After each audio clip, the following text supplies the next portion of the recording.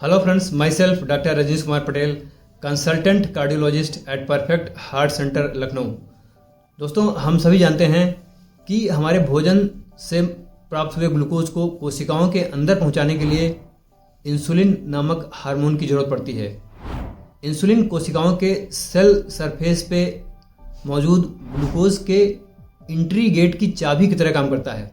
जैसे ही यह insulin in gets पे जाके लगता है, ये गेट खुल जाते हैं और कोशिकाएं ब्लड ग्लूकोज को अपने अंदर खींच लेती हैं और उसको एनर्जी के प्रोडक्शन के लिए यूटिलाइज करती हैं।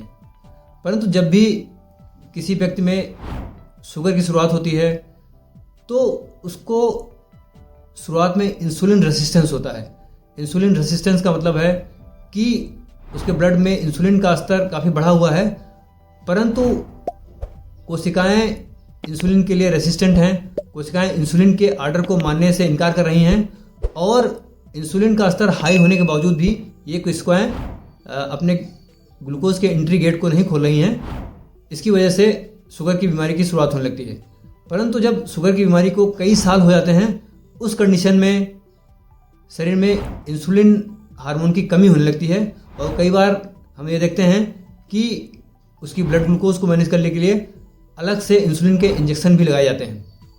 तो क्या कोई ऐसा तरीका है जिसमें ब्लड में मौजूद ग्लूकोज बिना इंसुलिन की ज़रूरत के अंदर पहुंच जाए, या फिर पहले से जो इंसुलिन थोड़ा बहुत भी मौजूद है वो ज़्यादा इफेक्टिवली और इफिशिएंटली काम करने लगे? जी हाँ, वो तरीका है एक्सरसाइज करने का। आज के वीडियो में हम बात करेंगे कि रेगुलर बेसिस पे एक्सरसाइज करने से शरीर में कौन से ऐसे 3 बायोकेमिकल बदलाव होते हैं, बायोकेमिकल चेंजेस होते हैं, जिसकी वजह से ब्लड में मौजूद ग्लूकोज बिना इंसुलिन की रिक्वायरमेंट के, बिना इंसुलिन की ज़रूरत के कोशिकाओं के अंदर पहुंच करके यूटिलाइज होने लगता है, या फिर पहले से जो भी मौजूद इंसुलिन है वो और ज़्यादा इफेक्टिवली और इफिशिएंटली काम करने लगता है। तो चलिए शुरू करते हैं। दोस्तों, पहला बदलाव एक्सरसाइज करने से होता है कि जब हम एक्सरसाइज करते हैं तो हमारी मांसपेशियों को बहुत ज़्यादा एनर्जी की रिक्वायरमेंट होती है और ये मांसपेशियाँ एनर्जी के रिक्वायरमेंट के लिए एडेनोसिन ट्राइफॉस्फेट, जो कि एनर्जी रिच मॉलिक्यूल होते हैं, उनको तेजी से तोड़ने लगती हैं और इनको टूटने के बाद एडेनोसिन मोनोफॉस्फेट बनने लगता है और इसकी वजह से एडेनोसिन मोनोफॉस्फेट का स्तर बढ़ने लगता है।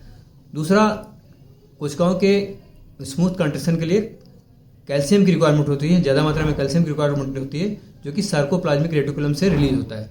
इस तरह से एक्सरसाइज करने के समय कैल्शियम का स्तर मांसपेशियों में बढ़ता है और एडेनोसिन मोनोफॉस्फेट का स्तर बढ़ता है, और इन दोनों का बढ़ा हुआ स्तर एक ट्रिगरिंग स्टिमुलस का काम करता है, जिसकी वजह से ग्लूकोज को सेल्स के अंदर लेने वाला एक स्पेसिफिक मॉलिक्यूल, जिसको कि GLUT4 ट्रांसपोर्टर कहा जाता है, वो तेजी से सेल सरफेस के आसपास आने लगते हैं और ये सेल सरफेस के आसपास पहुंच करके ग्लूकोज को बिना इंसुलिन की ज़रूरत के अपने अंदर खींचने लगते हैं। इस तरह से हम देखते हैं कि एक्सरसाइज करने के समय बिना इंसुलिन के ये GLUT4 यानी कि ग्लूकोज को ट्रांसपोर्ट करने वाले मॉलिक्यूल ग्लूकोज को पकड़ के अंदर खींचने लगते हैं और इस तरह से ग्लूकोज को नियंत्रित करने में, ब्लड शुगर को नियंत्रित करने में एक्सरसाइज मदद करती है। दूसरा ये होता है कि जब हम रेगुलर बेसिस पे एक्सरसाइज करते हैं तो हमारी मांसपेशियों की कोशिकाओं में माइटोकॉन्ड्रिया का स्तर काफ़ी बढ़ जाता है। माइटोकॉन्ड्रिया को सेल्स का पावर हाउस कहा जाता है, अर्थात माइटोकॉन्ड्रिया ही एक ऐसा स्थान होते हैं जहाँ पे ग्लूकोज ऑक्सीडाइज होकर एनर्जी का प्रोडक्शन करता है। अतः जब भी हम एक्सरसाइज करेंगे, ज़्यादा मात्रा में माइटोकॉन्ड्रिया हमारी मांसपेशियों की कोशिकाओं में होंगी तो ज़्यादा मात्रा में ग्लूकोज को जलाएंगी। इस तरह से भी एक्सरसाइज आपके ग्लूकोज को नियंत्रित करने में मदद करती है। और तीसरा ये होता है कि जब हम रेगुलर बेसिस पे एक्सरसाइज करते हैं तो हमारा इंसुलिन रेसिस्टेंस भी कम होता है, अर्थात हमारे शरीर में पहले से जो मौजूद इंसुलिन जो भी कुछ है वो ज़्यादा इफेक्टिवली और इफिशिएंटली काम करने लगता है।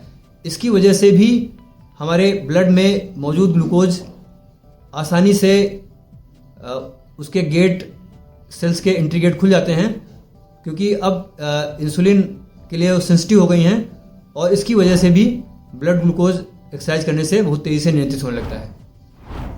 दोस्तों, इस तरह से हम देखते हैं कि रेगुलर एक्सरसाइज करने से हमारे अंदर ग्लूकोज को बिना इंसुलिन की सहायता के अंदर लेने वाले GLUT4 मॉलिक्यूल्स का स्तर बढ़ता है और ये तेजी से सेल सरफेस के आसपास आके ग्लूकोज को अंदर लेने लगते हैं। माइटोकॉन्ड्रिया का स्तर बढ़ता है जिससे ग्लूकोज का यूटिलाइजेशन काफ़ी तेजी से होने लगता है और हमारे शरीर में मौजूद इंसुलिन के लिए सेंसिटिविटी बढ़ जाती है।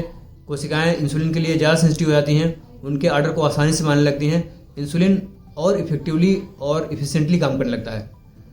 इन 3 कारणों से हम देखते हैं कि एक्सरसाइज एक डायबिटीज़ के मरीज के लिए क्यों बेहद ज़रूरी है और जिन लोगों को डायबिटीज़ नहीं है उनसे भविष्य में डायबिटीज़ न हो, उससे डायबिटीज़ का बचाव हो, उसके लिए भी एक स्वस्थ व्यक्ति के लिए एक्सरसाइज बहुत ही ज़रूरी है। दोस्तों, इस तरह से हम देखते हैं कि डायबिटीज़ के नियंत्रण और बचाव के लिए एक्सरसाइज बेहद ही ज़रूरी है। परंतु एक्सरसाइज के साथ साथ डायबिटीज़ के नियंत्रण और बचाव के लिए आपको डाइट का रिकमेंडेशन भी फॉलो करना चाहिए। डाइट में आपको उन सारी चीज़ों की मात्रा को कम से कम रखना है जो शरीर में जाके ग्लूकोज में बदलती हैं, यानी कि कार्बोहाइड्रेट, अर्थात कि आलू, चावल, चीनी, मैदा से बने हुए खाद्य पदार्थों की मात्रा को अपने खाने में कम से कम रखना है।